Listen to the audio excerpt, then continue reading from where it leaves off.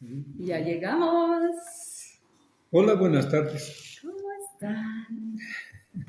Estamos con un mal internet ahora. No saben lo que tenemos que hacer lo que hemos intentado, las 1000 maneras de conectarnos a este live. Estamos en el celular, así que no podemos ver sus comentarios. Sí podemos ver sus comentarios, pero no es este, no quiero ver. Eso va a ser otro problema. Ay, Dios mío. Ok. Hola, Teresa. Teresa ya nos está saludando. Bien. Gracias por la paciencia. Llegamos un poco tarde justamente porque intentamos en una computadora, después en otra computadora, directo con el cable en el celular y aquí estamos al final. Hola Diana, ¿cómo estás? Diana, qué bueno. Y estamos listos para seguir hablando de las leyes biológicas, de cómo enfermamos y hoy día ya entramos también de cómo sanamos, así que cómo es todo el proceso. Annelise, Rosario, hola a todos. Qué hermoso que están aquí, nuestras alumnas más aplicadas ya están aquí y vamos a empezar. Sí, alistemos nuestro chanchullito porque este es un tema un poco difícil. Y quería compartirles un cuadro, pero no me dio chance y en el celular no lo puedo compartir porque lo tengo en la computadora, pero les voy a compartir después y lo van a ir entendiendo después. Por ahora, ayer teníamos la primera ley biológica del Dr. Hammer, que habla del síndrome de Dirkhammer, habla del foco de Hammer, habla del programa específico con sentido biológico y cómo una situación traumática impacta al mismo tiempo en la psiquis, en el órgano y en el cerebro y desencadena un proceso en el cerebro formando el foco de Hammer en el órgano, creando la reacción orgánica, que puede ser una enfermedad, y en la psiquis el conflicto que está ahí sin resolverse Que rápidamente. está recorriendo la neurocinta en el cerebro millones de veces, no, miles de veces, no millones de veces, 450,000 bits, o sea, por segundo, veces por segundo. Entonces, en un segundo, imagínense, en un minuto, en una hora, en 2 días, en 3 días, en 3 meses, en 10 años. 20 años, 50 años. Ayer me preguntaron si 20 años es el tiempo máximo que puede durar un conflicto. Una persona puede no resolver su conflicto la vida entera. Y la vida siguiente y la subsiguiente. Y la existencia posterior tal vez arrastrar eso mismo, ¿no? Así que no hay un tiempo máximo. El tiempo de un conflicto es el tiempo que nosotros le damos de vida a ese conflicto, ¿no? Porque vida significa que le vamos a dar energía, le vamos a dar pensamiento, le vamos a dar emoción, lo vamos a mantener vigente y lo vamos a mantener funcionando. Entonces, cuando nosotros decidimos parar eso, ¿y cuándo podemos parar eso? Cuando nos damos cuenta de que estamos manejando un conflicto y lo resolvemos, lo desprogramamos y lo reprogramamos.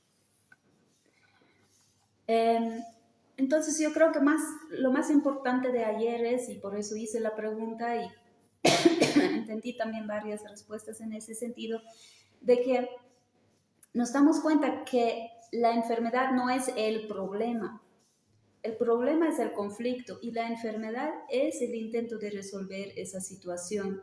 Entonces, cuando trabajamos con la psicosomática es importante entender eso, ¿no? Porque a final de cuentas, la psicosomática es la manera de llegar al fondo del asunto y poder resolverlo desde ahí para que así el cuerpo pueda volver a su equilibrio, que siempre va a intentar hacerlo. El cuerpo siempre va a intentar volver a su equilibrio. Si le damos la opción. Ok, entonces entremos en materia. Nikki va a leer los cuadros y yo voy a explicarlo de una manera más simple. Vamos a tratar de no usar términos médicos porque eso no es muy conocido, es un lenguaje, es un idioma especial que no muchas personas manejan eso. Entonces vamos a explicar los cuadros y la ampliación de manera sencilla, fácil de entender. O sea, yo lo explico complicado y Raúl después lo explica fácil. Sí, más o menos. Hola Marisabel, Richard, todos los que están llegando. Así que estamos con la segunda de las 5 leyes de Hammer. Y tenemos el sol de frente, así que ceño arrugado no es porque estoy enojado, ni tampoco. Así que, es un ratito nada más, es así, una cosita así, después vuelve a entrar detrás de los árboles.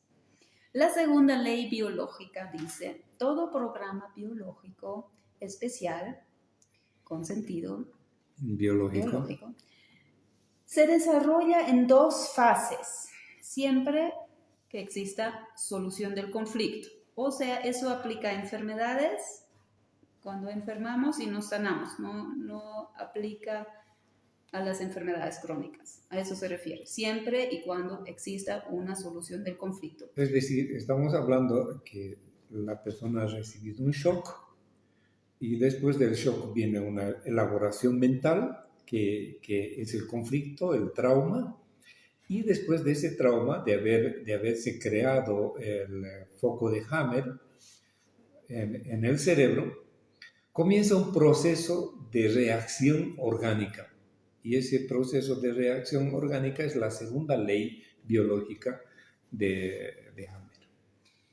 Entonces, las 2 fases se llaman la fase simpático-tónica y la fase vagotónica. Espera. Simpático-tónica se refiere a nuestro sistema nervioso autónomo. Nosotros tenemos 3 sistemas. Tenemos el sistema nervioso central, que es el cerebro espinal. Y tenemos el sistema autónomo, sistema nervioso autónomo, que parten de los nervios craneales. Son 10 pares de nervios craneales. Y entre ellos está el nervio vago. Y todo eso forma un complejo que se llama sistema nervioso autónomo simpático, ¿ya? Y parasimpático. Ambos equilibran el funcionamiento de nuestro sistema metabólico, de cómo funciona todo nuestro cuerpo. Entonces, cuando el parasimpático está vagotónico, la persona tiene poca energía, y cuando el simpático está activado, la persona tiene mucha energía, está acelerada o está estresada, etcétera, etcétera. Entonces, tenemos esas fases en las que la energía está muy alta, simpático-tónica, o la energía está muy baja, vagotónica, o ambos están en equilibrio funcional. Entonces, necesitamos ese equilibrio funcional para poder vivir en salud, en equilibrio. Y cuando viene un shock y se inicia la enfermedad, lo primero que pasa es el desequilibrio del sistema nervioso autónomo. Okay. Entonces, el sistema nervioso autónomo con el simpático y el parasimpático están funcionando siempre. Y nuestra salud depende de que eso está en equilibrio. Y eso también aparece dentro de las fases de la segunda ley y se llama normotonía. Entonces, cuando estamos en normotonía es cuando el simpático y el parasimpático están en sus ritmos naturales, día y noche, acción, descanso, etc. Eso es la normotonía. Entonces, la primera de las 2 fases, cuando ocurre el conflicto, el cuerpo inmediatamente entra en la simpaticotonía. Es la fase del conflicto activo en la cual el cuerpo activa todo para ayudar a la persona a afrontar la situación del conflicto, ¿verdad? Ese es el sentido biológico de la simpaticotonía. Se acelera el corazón, la presión arterial sube, se disminuye la digestión, la tensión aumenta. Disminuye la temperatura basal, ¿ya? La persona tiene escalofríos, tiene lo que llamamos chucho, ¿ya? Se enfría, la persona se pone pálida y la circulación baja el nivel de circulación. Entonces, la persona, por la palidez, es decir, un shock siempre va a producir miedo, parálisis, y eso hace que la persona, la sangre que está circulando hacia afuera, se circule hacia adentro, por eso la persona se pone pálida y fría, porque se están preservando los órganos internos ante un inminente peligro. Falta de apetito, insomnio, intranquilidad, náuseas, o sea, es ese estado de que estamos en pleno conflicto, ya lo están identificando, ¿verdad? Entonces es cuando la persona va al médico, como esa fase dura varios días, entonces en esos días la persona no se va a sentir bien y va a ir al médico y el médico no va a poder identificar tanto el naturópata como el médico académico. Entonces va a decir, no, esta es una situación psicosomática. Entonces vaya donde el neurólogo o vaya donde el psicólogo.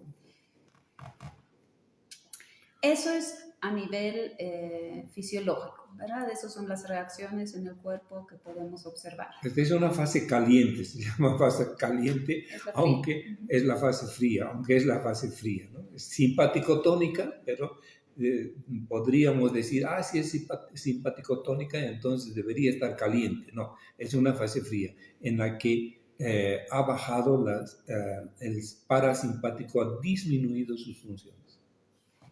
Al mismo tiempo, recuerden que el impacto es a los 3 niveles al mismo tiempo. En el cerebro se forman los anillos concéntricos del punto en diana del foco de Hammer, que hemos explicado ayer, que tampoco he podido compartir la foto por la misma razón, pero lo voy a hacer.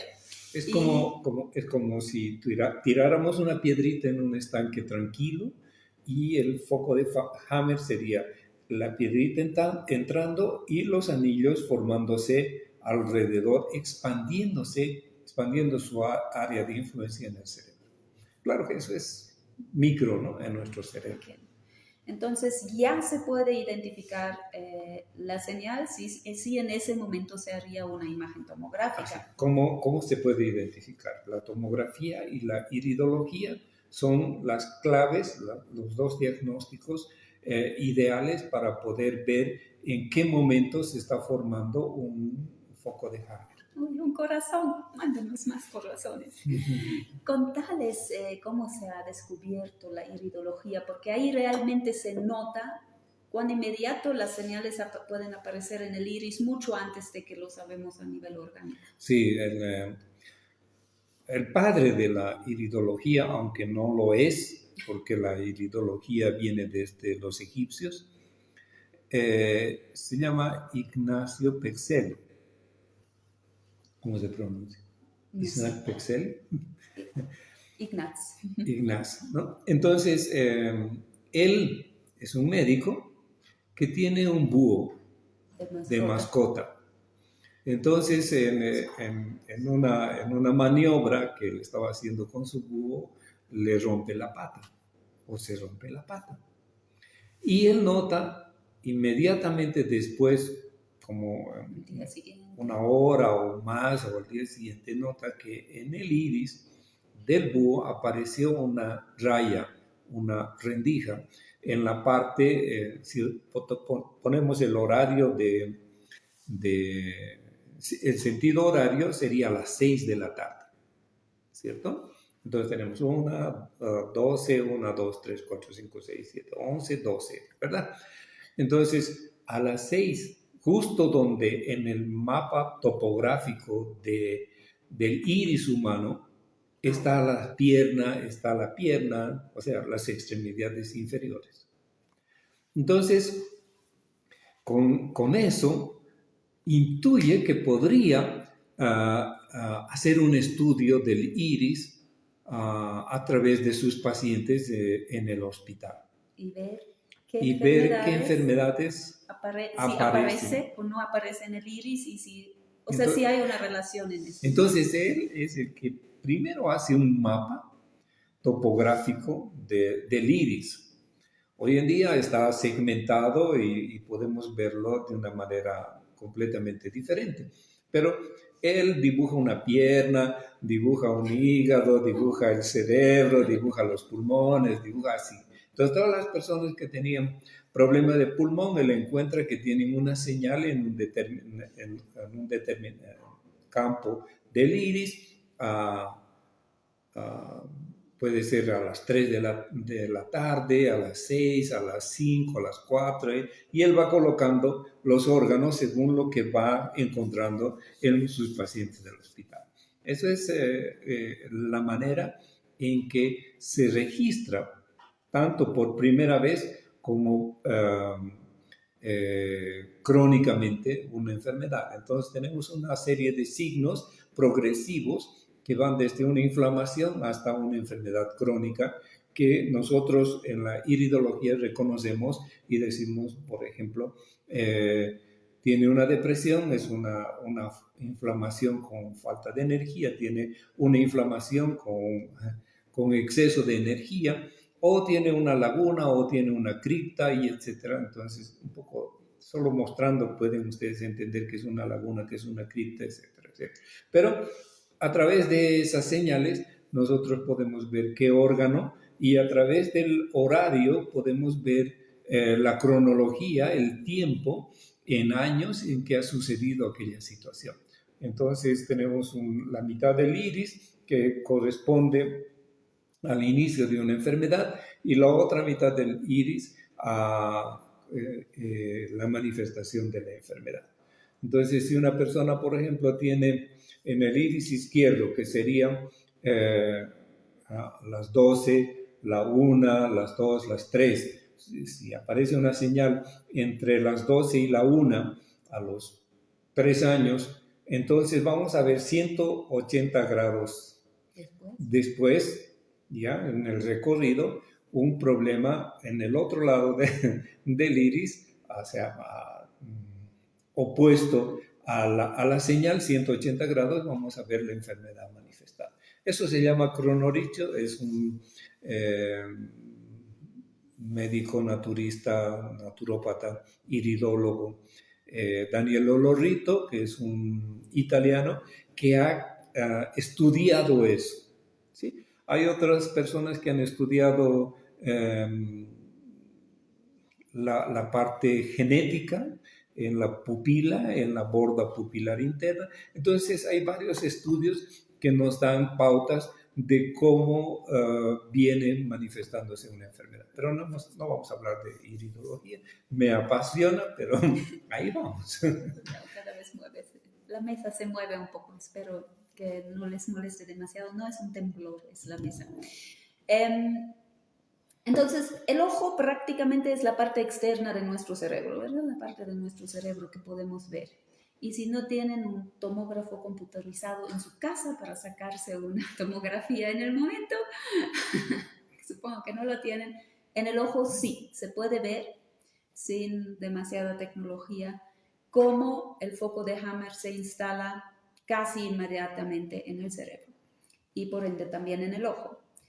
Y a nivel orgánico, el tejido del órgano correspondiente al conflicto y al lugar en el cerebro, como dijimos ayer, también ya recibe el impacto. O sea, todo ocurre al mismo tiempo.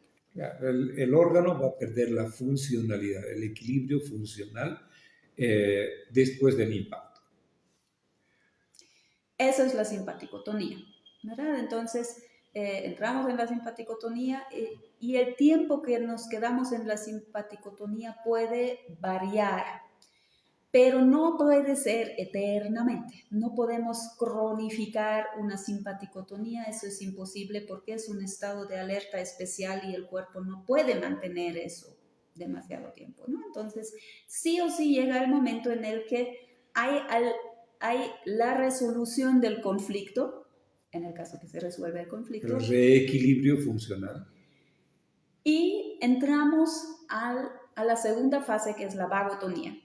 Y la fase vagotónica en sí está dividida en 3. Primero, fase vagotónica a nivel psique significa que el conflicto está resuelto y emocional, psíquicamente, volvemos al equilibrio. Posiblemente resuelto, no totalmente resuelto. Claro, porque hay soluciones para una problemática que nos hacen volver a un equilibrio, aunque no es la verdadera solución. No es la total solución. Por ejemplo, una persona puede tener un conflicto y barnizarlo, quitarle la intensidad, sacarle el drama, la dramatización, el dolor, el sufrimiento. Entonces, decir, por ejemplo, resignarse. Ya, ok, la vida es así y así nomás tenemos que vivir, entonces de acuerdo a eso yo voy a aguantar el dolor o voy a vivir con todo esto. Entonces es esa media solución ¿cuál sería la solución? La solución sería entrar, ver qué ha elaborado la persona, desprogramar los contenidos de esa elaboración y limpiar completamente la neurocinta. Es decir, desprogramar la fórmula psíquica y la fórmula bioquímica. Producir entonces una nueva fórmula psíquica y una nueva fórmula química que sea estable y equilibrada para que el cuerpo vuelva otra vez a su normalidad. Digamos, para tomar el ejemplo del mismo doctor Hammer. Entonces ha perdido a su hijo, está en esa crisis, ¿qué voy a hacer? Mi hijo es mi único hijo, etcétera, ¿verdad? Todo ese embollo de pensamientos que en la fase activa del conflicto pasa una y otra vez y 1000 veces por la cabeza. Entonces, una solución, que no es una solución, puede ser, bueno, ya soy mayor, voy a morir pronto y me voy a volver a reunir con él. Y ahí entra en una calma, digamos, ¿no? No es una solución real porque sigue un conflicto psíquico activo, pero el cuerpo puede volver al equilibrio y ya no tiene que pensar todo el tiempo en qué va a hacer o cómo es o qué tiene que hacer o cómo resolver esa situación. Entonces entra en vagotonía. Entonces vamos a hablar del mismo ejemplo. El doctor Hammer tiene cáncer testicular, ¿ya? Y la señora tiene cáncer de mama. La señora que no puede resolver el conflicto porque no llega a entender las cosas, muere, pero el doctor Hammer sí consigue resolver el conflicto y consigue sanar de esa situación. Y entonces síntomas de la fase vagotónica o fase tibia o caliente puede ser fiebre, puede ser fatiga, mucho cansancio, o sea, la persona en ese estado ya descansa, tal vez duerme mucho. Está recuperándose, ha habido un agotamiento en la fase simpático-tónica, donde se ha gastado mucha energía y la persona está en reposo. Es como sucede con los animales, ¿no? Vemos un perro enfermo y se va a un lugar tranquilo, no bebe agua, no come, solo duerme, descansa, está en la fase de reparación, está en la fase vagotónica. Cuando él recupere toda su energía y haya habido ya el proceso de regeneración y reequilibrio celular funcional comience, él se va a levantar y va a tomar agua, va a comer y poco a poco va a ir mejorando. También es en esta fase en la que entran en juego los microbios. ¿Sí? Vamos a hablar de eso en un ratito más. A nivel cerebral, lo que en la simpaticotonía veíamos claramente como punto en diana, se forma un edema a nivel cerebral, un edema. Lo mismo. No es lo mismo. Un edema. O sea, se ensanchan los anillos porque el cerebro se está reparando. Un edema siempre es un proceso de reparación celular. Entonces, cuando nosotros tenemos un granito y le apretamos, ¿ya? Y al poco tiempo vemos que el tejido se ha puesto tumefacto, ha crecido y sale una agüita cerosa de ahí. Entonces, ese sentido de reparación el cerebro manda inmediatamente un líquido reparador de células. Entonces, lo mismo sucede en el cerebro. El punto en diana se edematiza porque son microlesiones y esas microlesiones tienen que repararse con una multiplicación celular. Lo mismo sucede aquí o lo mismo sucede en un golpe, en una herida donde hay multiplicación celular para reparar y además hay edematización del tejido. Dentro de esa fase vagotónica que está dividida en la fase A y B, en la fase A entonces se forma el edema y para expulsar el líquido del edema cerebral hay una epicrisis, se llama epicrisis. Entonces parece ser como si la persona volviera a la simpaticotonía, ¿verdad? Vuelve a la simpaticotonía, a la fase fría, es muy corto y es para drenar el líquido excesivo del cerebro. Entonces, esa epicrisis viene con una crisis epileptoide. ¿Qué significa una crisis epileptoide? Significa que la persona va a convulsionar o simplemente va a tener unos deseos inmensos de orinar, ¿ya? De orinar seguido, varias veces al día y varios días, hasta que consiga liberar todo el edema cerebral y el edema en el tejido, en el órgano.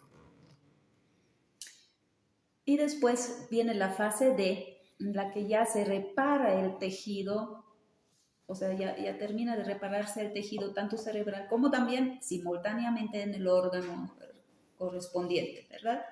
Entonces, en el cerebro las células neuronales... Que yo, ¿no? Se lengua la traba. Hoy día yo estoy con la lengua trabada. Llamados neuroglías, que son las células en el cerebro que no son neuronas, sino que que están encargadas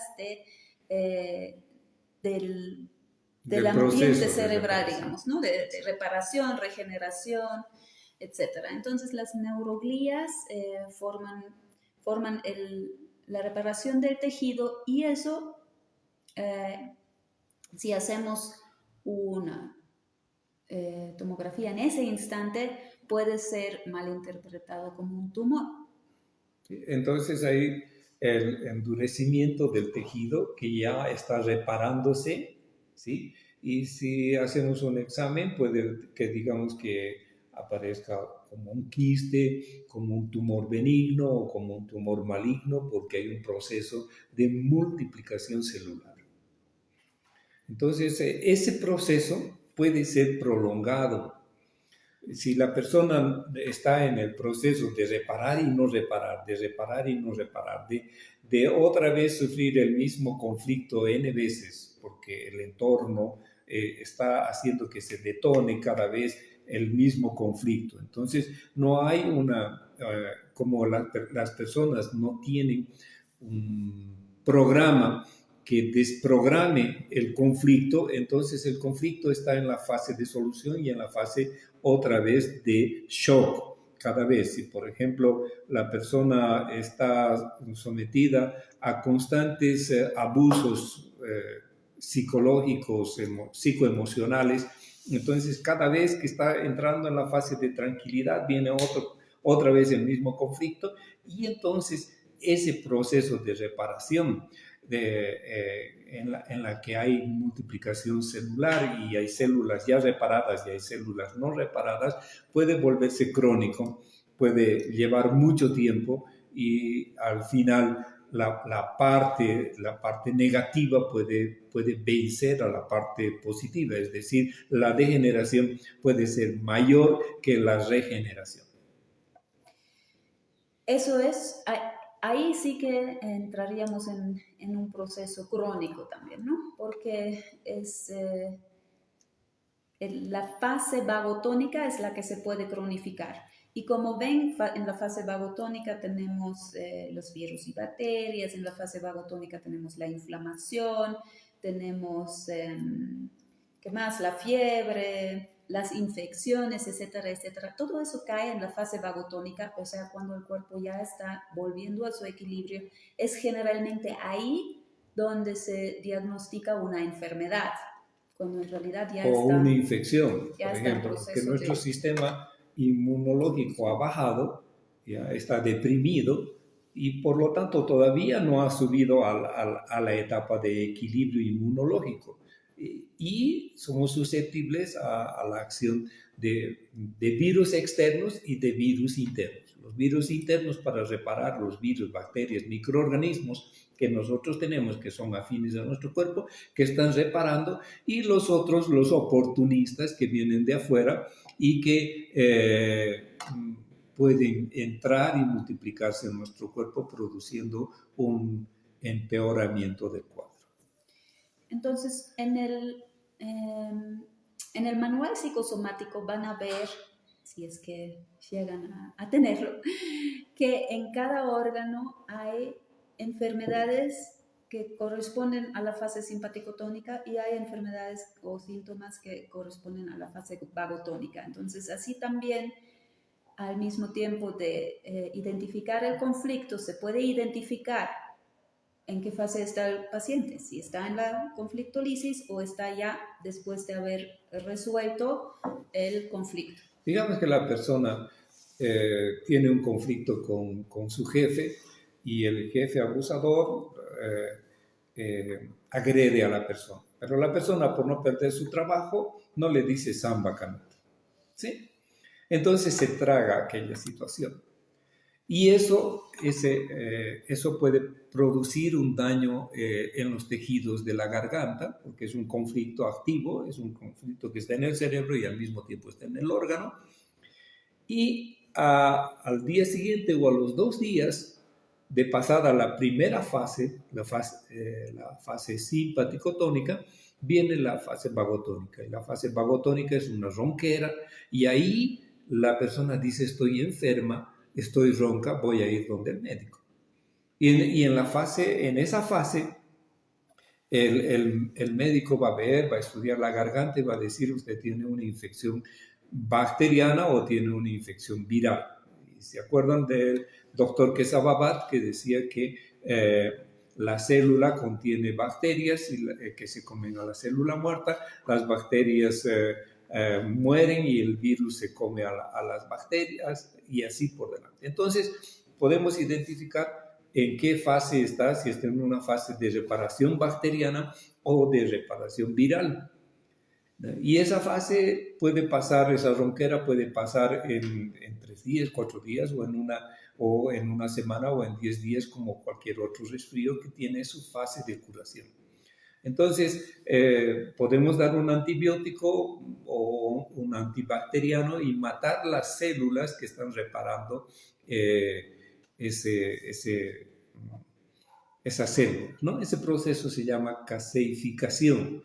Entonces, son las células, los microorganismos positivos, o sea, buenos para nosotros que están haciendo ese trabajo, ¿cierto? También entrarán los otros que vienen de afuera, ¿no? La pseudomonas aeruginosa, el adenovirus y otros virus más, ¿no? Que pueden aprovechar ese momento en que las defensas orgánicas están en desequilibrio. Y para ver eso un poco más, dependiendo si el foco de Hammer está en el cerebro antiguo o el cerebro nuevo, y eso significa la parte el cerebro antiguo es el tallo cerebral y el cerebelo, y el cerebro nuevo es toda esa masa gris que conocemos del cerebro, de los 2 hemisferios.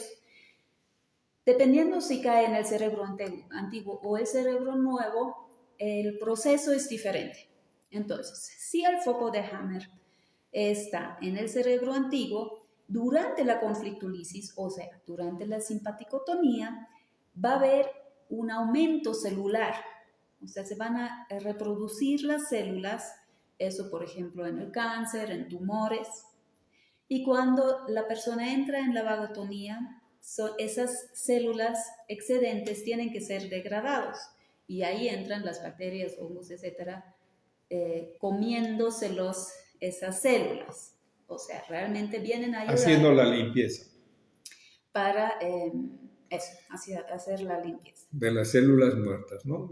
Haciendo una limpieza necrótica, o sea, porque esas células están muertas, entonces vienen estos microorganismos y se comen eso, hacen la limpieza de reparación. Y si no... O para la reparación. Si no hay esos hongos, no hay esas bacterias, en ese caso el tumor puede encapsularse y quedarse ahí sin moverse más, ¿no? Entonces esos ya son después identificados como quistes o como tumores benignos. Sí, ¿no? O un tumor encapsulado, ¿no? Entre comillas. Ahora, si cae el foco de JAMA en el cerebro nuevo, entonces durante la simpaticotonía ocurre lo contrario. Se degrada las células, o sea, las células van muriendo en el órgano correspondiente al conflicto. Por ejemplo, úlceras, necrosis, atrofía, etc. Y cuando la persona entra en vagotonía, esas células que han muerto tienen que ser reemplazadas por células nuevas. Por ejemplo, ahí entra el cáncer de ovario, de mama, testículo, linfomas, etc. O tumores que se degradan lentamente. Entonces, para aclarar un poco una parte de esta fase, cuando está en el neocórtex, la persona sufre un conflicto mental. ¿Ya? En otras palabras, diremos que la esposa encuentra a su esposo con su mejor amiga en la cama. Me gusta contar este ejemplo, ¿no? Porque todos pueden entender. Relacionar, ¿no?, con eso. Entonces, el conflicto puede ir hacia el neocórtex o hacia el cerebro reptiliano en el cerebelo, en el tallo cerebral. Entonces, si ella dice, no puedo creer que mi amiga me haya hecho eso. No está preocupada por el marido para nada. O sea, que ya dejó de amarlo, ya no importa. Lo que importa es cómo no puede creer, es mental. Cómo mi amiga no lo puedo entender, no lo puedo comprender. No me hago la idea. ¿Ya? Y se enoja con la amiga y mantienen el enojo por mucho tiempo. Un día la amiga vuelve y a la casa la busca y le dice, ¿sabes qué? Quiero pedirte perdón por esta situación. No era mi intención, pero se dio, etcétera, etcétera. Volvamos a ser amigos. Y ese es el momento en que el conflicto mental pasa a ser un conflicto reptiliano, porque tiene que ir al lado emocional, tiene que ir a la parte, tiene que emocionalizar. Entonces las amigas lloran, se hacen nuevamente más amigas, vuelven otra vez a amarse, a quererse, etcétera, etcétera, y la persona va a enfermar del corazón o va a enfermar con algo que va directamente al órgano donde estaba el relé mental de esa situación. Entonces, el cerebro tiene que bajar al cuerpo para ser eliminado. Sí. Entonces tiene que ir al órgano depositario de aquel conflicto mental. Entonces eso, como es un drenaje violento, puede provocar una enfermedad aguda, ¿cierto? Y a veces un infarto de miocardio o alguna otra situación así, ¿no?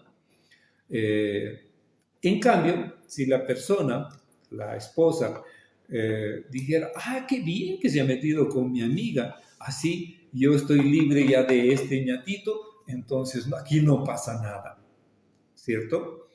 Y el órgano que estaba recibiendo el conflicto de separación comienza a repararse. Ahora, el tercer caso, en el que es un conflicto del cerebro antiguo. Sí, en el caso del cerebro antiguo, entonces, por eso, la parte emocional. La parte emocional es reptiliana, es nuestra parte en la que nosotros respondemos a una situación de manera emocional o de manera mental, ¿no? A través de pensamientos, elaboración de ideas, de pensamientos o elaboración de emociones como tristeza, falta de alegría, amargura, etcétera, etcétera. En ese caso podría ser, por ejemplo, ahora mi esposo se va a ir y ¿quién se va a hacer cargo de mis hijos? Y yo...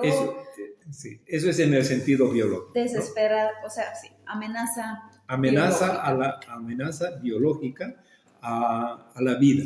Entonces, si la persona era dependiente del marido, no era independiente, etcétera, etcétera, ¿y ahora qué va a hacer? ¿Me voy a divorciar? ¿Me voy a quedar sola? ¿Qué va a hacer de mi vida? ¿Cómo voy a mantenerme? ¿Cómo voy a comer? ¿Me voy a morir de hambre? Entonces van a saltar todos los conflictos guardados, atenuados durante su vida en relación a sobrevivencia y supervivencia.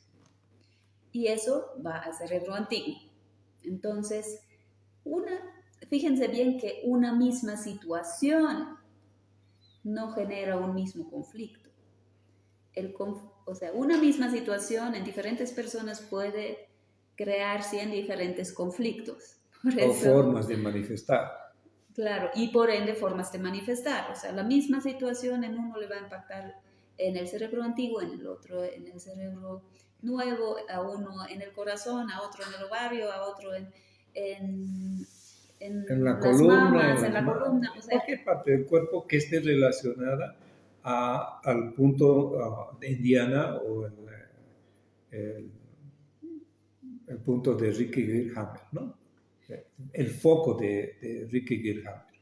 Así que la situación no define el conflicto.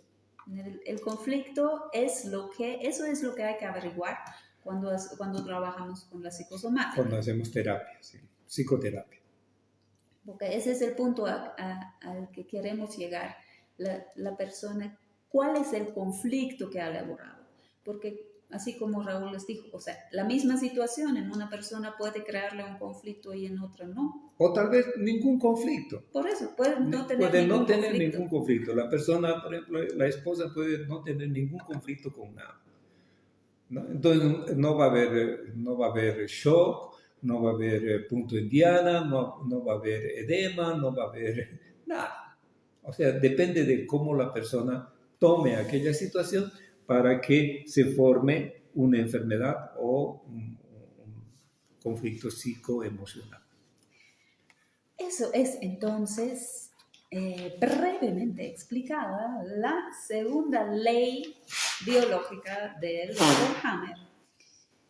Les repito la ley: todo programa biológico especial se desarrolla en 2 fases, o 3 mejor dicho, pero dice 2 fases porque la epicrisis es tan cortita que es parte de la segunda fase.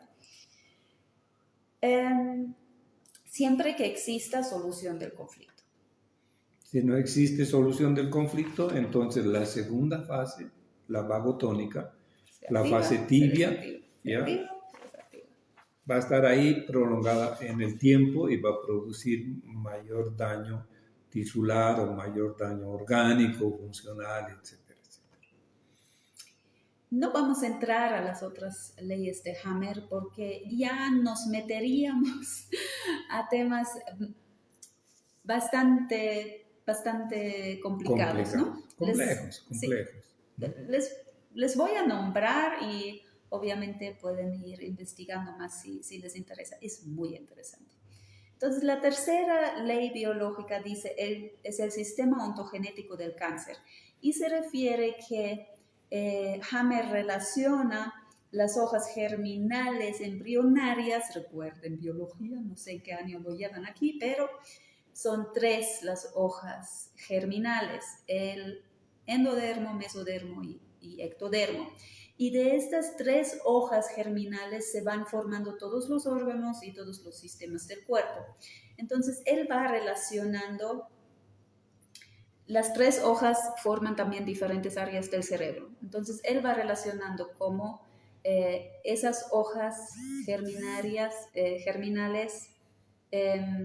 coinciden con los puntos en el cerebro y coinciden con el órgano correspondiente, y después incluso cómo coinciden, pero eso ya es la cuarta ley. Determinadas enfermedades solo se van a producir en una capa embrionaria, ¿cierto? Entonces hay enfermedades del mesodermo, del endodermo y del ectodermo, que son propias de esas capas embrionarias. Entonces, cuando nosotros podemos ver una enfermedad, según en qué capa está, porque ya están identificadas las enfermedades por capas, entonces podemos decir, esta enfermedad ha sido iniciada en tal capa embrionaria. Y O sea, eso, puede ser en el mesodermo, en el endodermo o en el ectodermo, en las capas más superficiales y más profundas. y eso es relevante porque después el proceso, tanto simpático tónico como vagotónico, varía levemente entre las tres capas germinales. O sea, se puede identificar, por ejemplo, las bacterias, microbios y hongos específicos dependiendo de la capa germinal. Y esa ya es la cuarta ley, que dice el rol beneficioso de los microbios al correlacionarse con las tres capas embrionarias durante la fase de curación de cualquier síndrome biológico especial. ¿Para qué vamos a estudiar eso? Esto no le interesa mucho al psicoterapeuta, pero al médico, al naturópata, al sanador bioenergético sí le interesa porque puede coadyuvar a la sanación de esas capas, ya sea con medicamentos, con alimentación alcalina, con buena nutrición o con plantas medicinales, etcétera, que refuerzan el proceso de regeneración de esas capas. Entonces, entender esito o eso permite al médico hacer un diagnóstico muy claro y ver dónde va a trabajar y cómo va a trabajar. Y la quinta ley biológica dice la quinta esencia. Toda enfermedad es parte de un síndrome biológico especial creado para asistir a un organismo a resolver un conflicto biológico. Entonces, mientras esté el conflicto biológico, la persona, entre comillas, va a estar enferma. Y me gustaría leerles esta cita del doctor Enrique Gerthammer, que lo resume muy bonito, que dice, todas las llamadas enfermedades tienen un significado biológico especial. Mientras tendíamos a considerar a la madre naturaleza como falible y produce descomposturas, trajimos frente a nosotros esta medicina sin sentido. Mientras se cae nuestra venda, vemos con asombro y por primera vez entendemos que la naturaleza tiene un orden y que cada cosa que sucede tiene un propósito en el marco del todo. Nada es maligno ni está enfermo.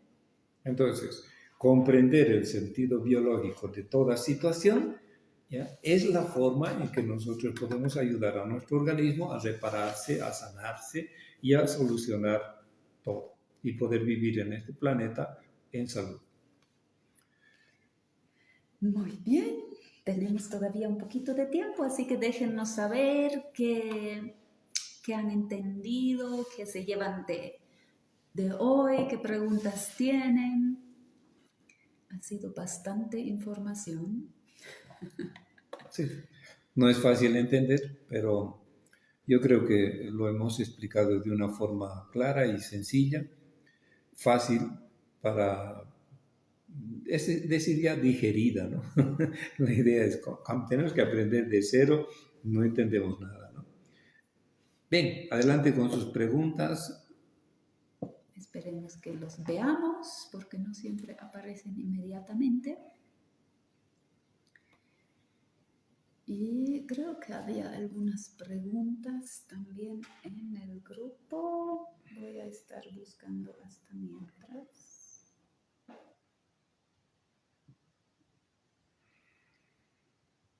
Pantorrillas, músculos,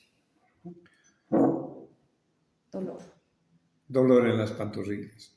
No puedo avanzar en la vida, me falta equilibrio, me falta fuerza para seguir adelante. Falta de equilibrio. Entonces hay que ver dónde estoy pisando mal. Dirección también. No es en el piso, por supuesto, ¿no? Es en sus metas. ¿Qué paso que estoy dando es falso? O no me lleva a ningún lado. ¿Qué paso necesito tomar y no lo estoy tomando? ¿No? También. O sea, tiene que ver con avanzar en la vida y la dirección hacia dónde se va. Teníamos la pregunta sobre un niño que nace con síndrome de Down o alguna malformación congénita. Esa es otra situación que tenemos que ver con el karma. No es psicosomático. No es psicosomático, es kármico, son enfermedades kármicas donde el espíritu escoge nacer y los padres también tener un hijo, unos para cumplir una misión y otros para poder desarrollar otras capacidades, ¿no? Por ejemplo, todos los que tienen síndrome de Down son súper inteligentes, ¿sí? Solo que no consiguen entrar dentro de un campo social. Y también los autistas, por otro lado también, ¿no? Y los Asperger, ¿no? También todos ellos en esa misma categoría tienen algo que desarrollar en condiciones adversas para poder aprender o ampliar su conciencia.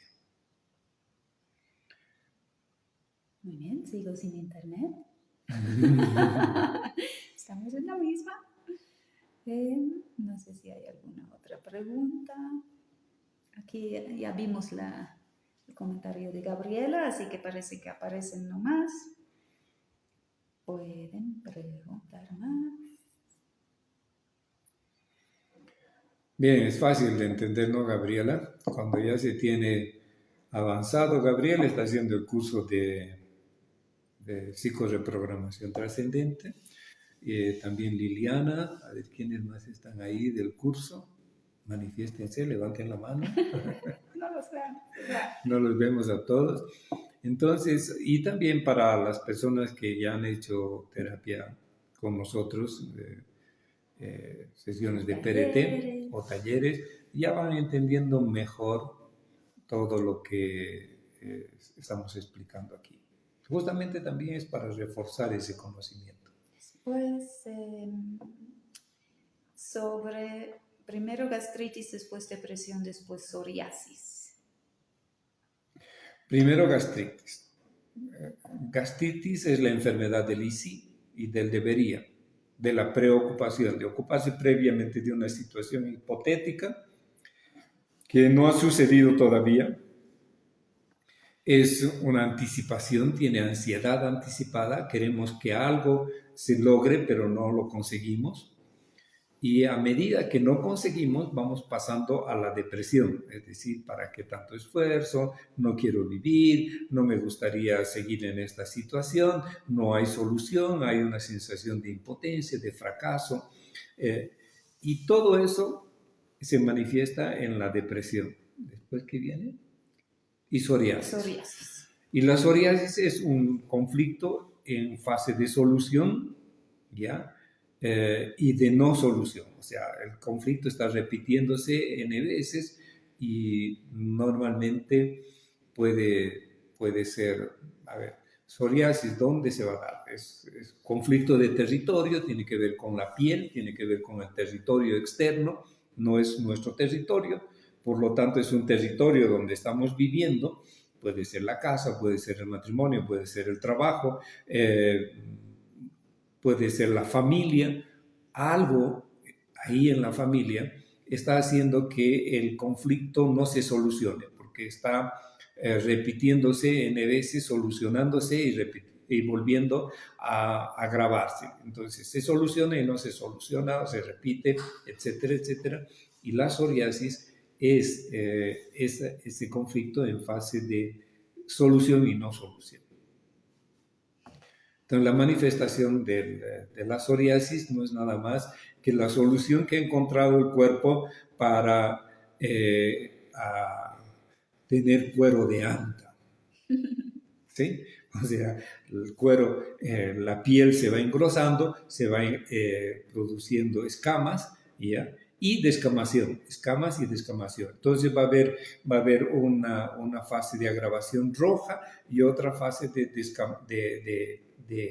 digamos, de creación de escamas. Entonces, se cubre y se descubre, descamación y crear escamas. Entonces, la piel se vuelve gruesa y ahí es donde la persona puede encontrar esa solución. Pero en psoriasis todavía hay algo que resolver, ¿no? O sea, es porque todavía... No, es que no ha encontrado la solución. Y es de una fase de impotencia también, ¿no? Por eso viene la depresión. Ayer no alcanzamos a responder la pregunta de Annelise de las amígdalas. Bueno, las amígdalas aparecen cuando son unas glándulas de excreción. Entonces, las amígdalas botan unas bolitas, ¿ya? Y esas bolitas son muy hediondas, están cargadas de toxinas, etcétera, etcétera. Y cuando hay demasiada toxina en el cuerpo, las amígdalas van a tratar de botar eso hacia afuera. Entonces, la inflamación de las amígdalas en medicina natural y en psicoterapia están asociadas con el colon. Entonces, si nosotros vemos el colon, vamos a ver el colon ascendente absorbe las aguas residuales y esas aguas residuales tóxicas tienen que ser desintoxicadas en el hígado. Y de ahí esa sangre va a pasar al pulmón, donde tiene que ser oxigenada y luego va a pasar hacia los riñones, donde tienen que ser eliminadas. Entonces, cuando las vías de eliminación están tapadas, ya sea por estreñimiento, mal funcionamiento del hígado, ¿no? Problemas de asma, de respiración, etcétera, etcétera, bronquios, bronquiolitis, etcétera. Entonces, el proceso de desintoxicación no se da. Y las amígdalas son las que van a ir a suplir esa función de desintoxicar y aliviar el cuerpo. Entonces, si nosotros, yo digo siempre así, si nosotros tuviéramos las amígdalas aquí afuera, ¿ya?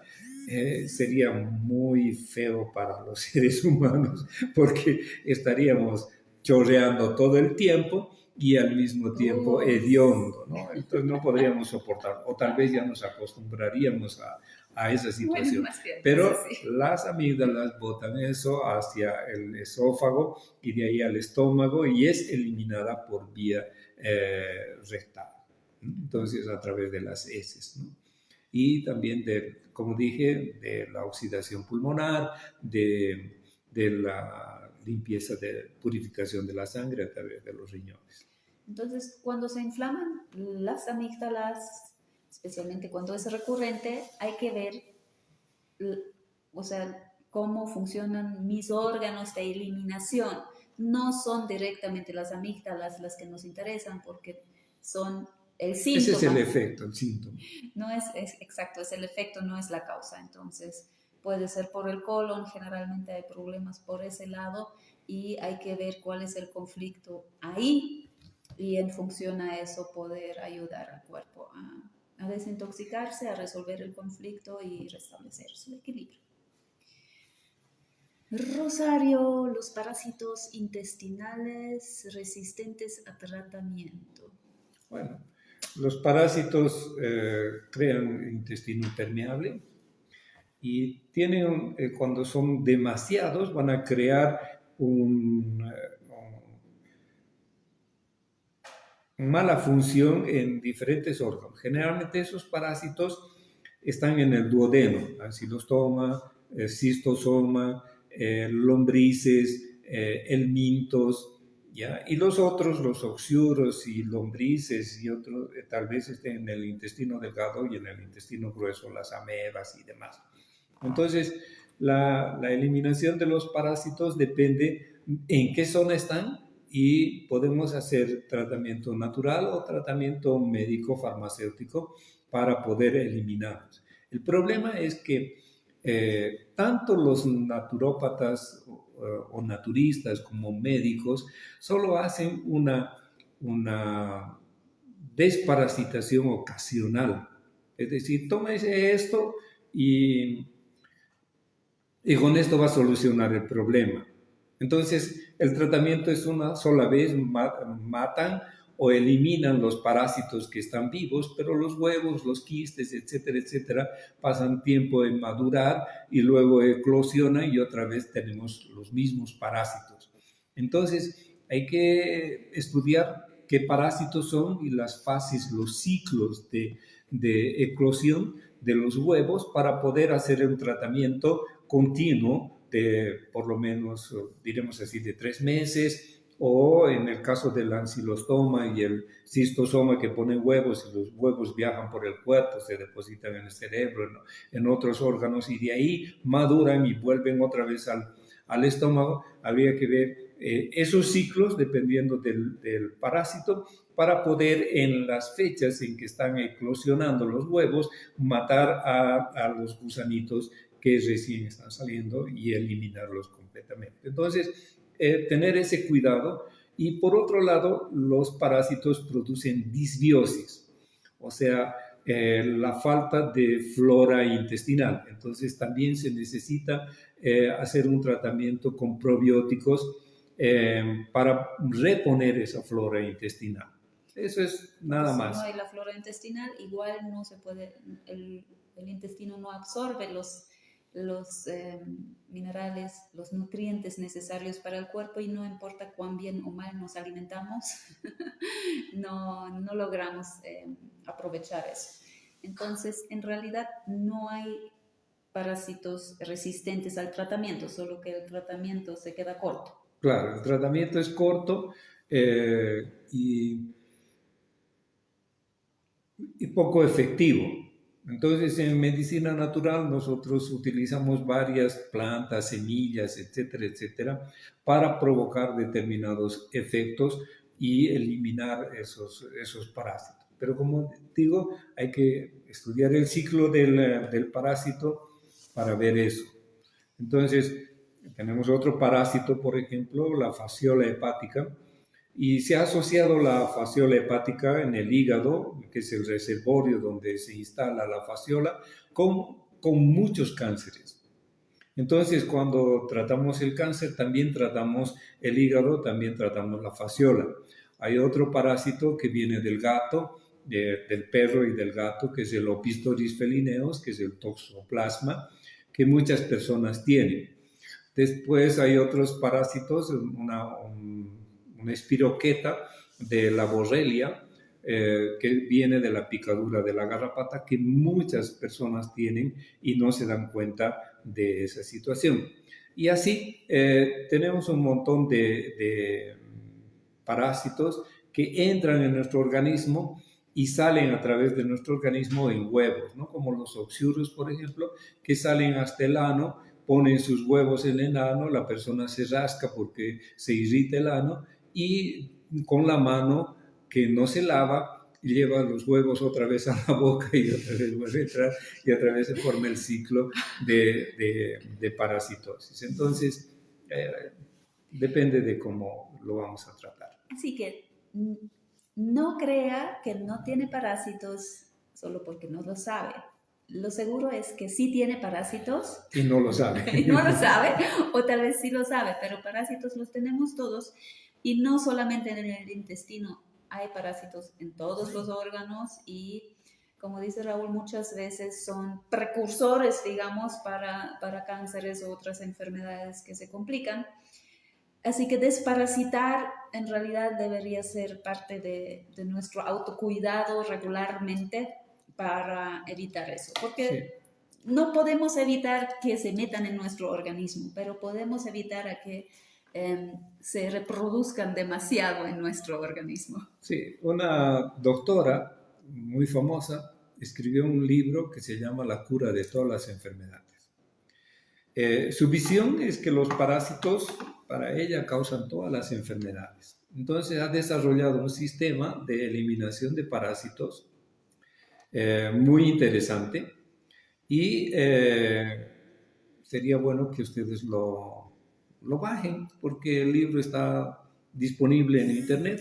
Es la doctora Hulda Clark. Hulda Clark. Y el libro se llama La cura de todas las enfermedades. Entonces, ahí tienen el tratamiento para todo tipo de parásitos, con todo tipo de remedios. Que cuando son, dependiendo del tratamiento, realmente se puede hacer preventivo también, dependiendo, ¿no? Del tratamiento. Sí. Por si no lo han entendido o no lo han anotado, la doctora Hulda, con H, Hulda Clark. ¿Alguien lo puede poner en los comentarios, por favor? Yo no puedo. Hulda Clark. Muy bien. Ok. Hemos cumplido nuestra misión por hoy día. Esperemos que mañana el Dios del Internet nos acompañe con mejor gana. Con más predisposición.